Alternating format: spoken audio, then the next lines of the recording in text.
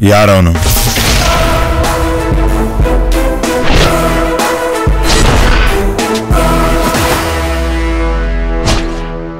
I'm Lakshmi.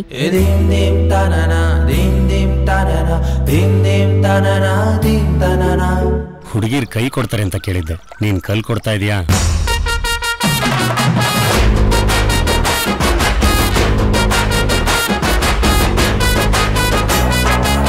ಇದು big boss ಮನೆ ಅಲ್ಲ, ಬಾಕ್ಸಿಂಗ್ ರಿಂಗ್.